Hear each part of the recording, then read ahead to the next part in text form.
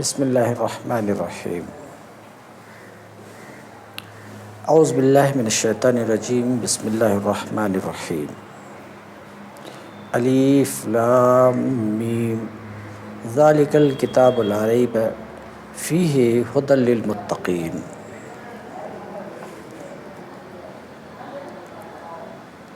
یہ سورہ جو ابھی ہمارے سامنے ہے، اس سورہ کا نام سورہ بقرہ ہے۔ اس سورہ کا نام سورہ بقرہ اس وجہ سے ہے کہ اس سورہ میں ایک جگہ بقرہ کا ذکر آیا ہے، اس وجہ سے پورے سورہ کا نام سورہ بقرہ رکھ دیا گیا ہے۔ اس کا یہ قطعاً مطلب نہیں ہے کہ اس سورہ میں بقرہ کے حالات سے بحث ہوگی، قطعاً اس کا یہ مطلب نہیں ہے، بلکہ یہ تسمیۃ الکل باسم الجز کے قبیل سے ہے۔ سورہ بقرہ مدنیہ ہے، یعنی ہجرت کے بعد اس سورہ کا نزول ہوا۔ اس سورہ میں 286 آیات ہیں اور 40 رکوع ہیں۔ الف لام میم۔ بسم اللہ پر ماسبق میں گفتگو کر چکا ہوں کہ ہر سورہ کے شروع میں جو بسم اللہ الرحمن الرحیم دیکھتے ہیں، یہ کسی بھی سورہ کا جز نہیں ہے، بلکہ دو سورتوں کے درمیان فصل کرنے کے لیے بسم اللہ الرحمن الرحیم ہے۔ بات آپ سمجھ رہے ہیں؟ بسم اللہ الرحمن الرحیم ایک دعا ہے اور اس کی بڑی فضیلت حدیث میں ہے۔ مختصر یہ کہ مومن کے لیے ہدایت یہ ہے کہ کوئی بھی اچھا کام شروع کرے تو بسم اللہ الرحمن الرحیم سے شروع کرے، بڑی فضیلت ہے، سمجھ رہے ہیں، بسم اللہ الرحمن الرحیم کی۔ الف لام میم۔ عام طور سے ہم یہ دیکھتے ہیں کہ بہت مرتبہ دیکھتے ہیں کہ سورتوں کے شروع میں اس طرح کے حروف ہمیں نظر آتے ہیں، مثلاً الف لام میم، الف لام را، طا، ہا، اس طرح کے حروف ہمیں سورتوں کے شروع میں نظر آتے ہیں۔ بات سمجھ رہے ہیں؟ اس طرح کے حروف کو حروف مقطعات کہا جاتا ہے۔ حروف مقطعات یہ وہ حروف ہوتے ہیں جو الگ الگ کر کے علیحدہ کر کے پڑھے جاتے ہیں، اس لیے ان حروف کو حروف مقطعات کہا جاتا ہے۔ تو الف لام میم حروف مقطعات ہیں۔ حروف مقطعات مثلاً الف لام میم، اس سے کیا مراد ہے؟ تو واضح رہے کہ حروف مقطعات کے بارے میں 3 مذاہب ہیں کہ حروف مقطعات سے کیا مراد ہیں، حروف مقطعات کے کیا معنی ہیں۔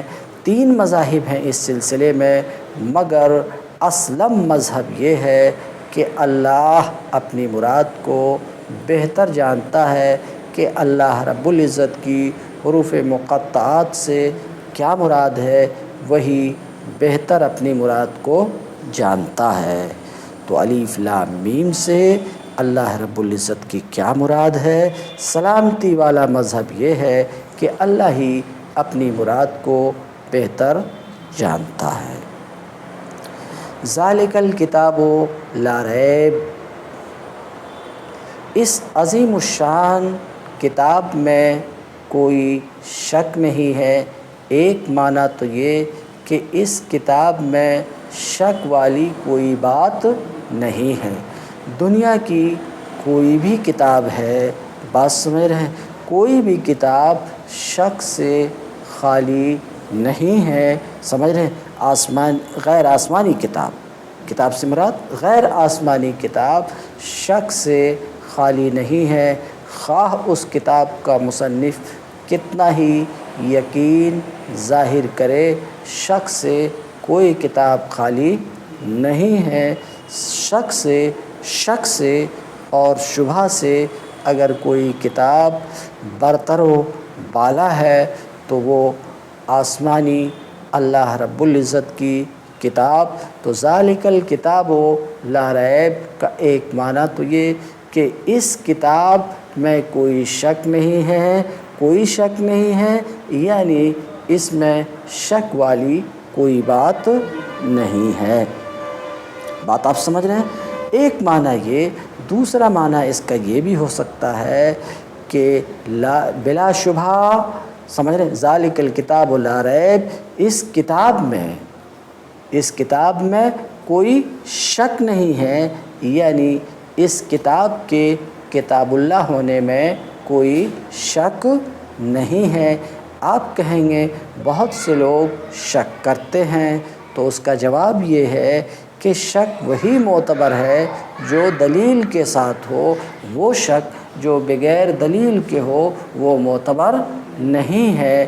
بات سمجھ رہے ہیں؟ دلیل کے ساتھ کوئی شک نہیں ہے، ورنہ خود اسی کتاب میں چیلنج دیا گیا ہے کہ ان کنتم فی ریب مما نزلنا علی عبدنا فاتوا بسورۃ من مثلہ وادعوا شہداءکم من دون اللہ ان کنتم صادقین۔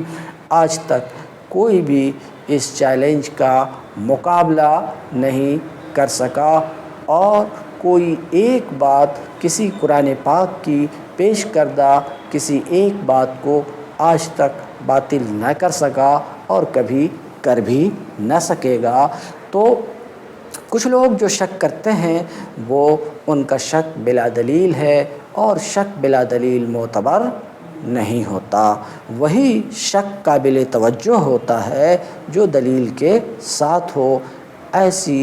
سمجھ رہے ہیں، ایسا کوئی شک اس کتاب میں نہیں ہے۔ ذالک الکتاب لا ریب فیہ، اس کتاب میں کوئی شک نہیں ہے کہ یہ اللہ تعالیٰ کی طرف سے ہے، سمجھ رہے ہیں۔ ایک معنی اس کا اور بھی ہو سکتا ہے، اس کی ایک تفسیر اور بھی کی گئی، ذالک الکتاب لا ریب فیہ، بات سمجھ رہے ہیں، ذالک الکتاب لا ریب فیہ، یہ بلا شبہ وہی کتاب ہے جس کتاب کی پیشین گوئی انبیاء سابقین کرتے رہے،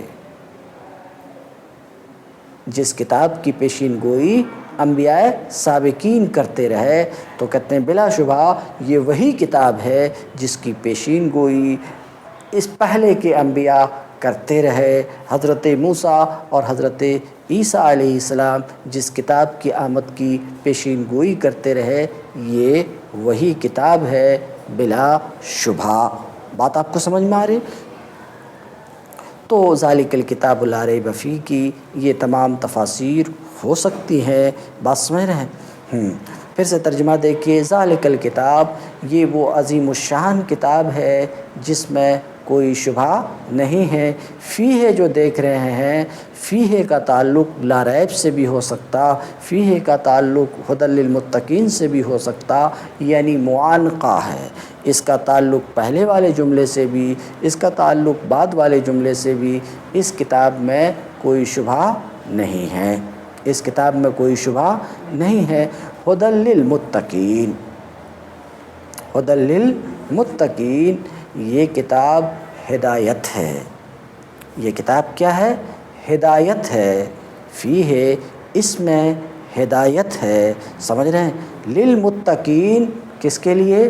متقین کے لیے، پرہیزگاروں کے لیے۔ ذرا سا دھیان سے سنیے، ھدی للمتقین، یہ کتاب ہے تو سراسر ہدایت،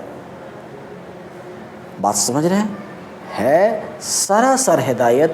یہ کتاب کتاب ہدایت ہے، مگر اس کتاب کی ہدایت سے فائدہ اٹھانے کے لیے کچھ شرطیں ہیں۔ ذرا دھیان سے سنو، یہ کتاب ہدایت ہے مگر اس سے فائدہ اٹھانے کے لیے کچھ شرطیں ہیں۔ نمبر 1، اس کتاب کی ہدایت سے فائدہ اٹھانے کی ایک شرط یہ ہے کہ تقویٰ کی صفت آدمی میں موجود ہو، آدمی متقی ہو، پرہیزگار ہو۔ پرہیزگار ہونے کا مطلب یہ ہے کہ اچھے برے کی تمیز ہو، اچھائی کی طرف مائل ہو، اچھائی کو اپنانے والا ہو اور برائی سے دور بھاگنے والا ہو۔ بات آپ سمجھ رہے ہیں؟ تو ھدی للمتقین یہ کتاب ہدایت ہے کن کے لیے؟ پرہیزگاروں کے لیے۔ تو میں کہا کہ قرآن پاک میں اس کتاب کی شان یہ بھی بتائی گئی، ھدی للناس، یہ کتاب ہدایت ہے تمام انسانوں کے لیے، تو ہے تو سراسر ہدایت، مگر اس کی ہدایت سے فائدہ اٹھانے کے لیے کچھ شرطیں ہیں۔ اس کی ہدایت سے وہی لوگ فائدہ اٹھائیں گے جس میں یہ صفت موجود ہو۔ ھدی للمتقین پر کل انشاءاللہ گفتگو ہم کریں گے۔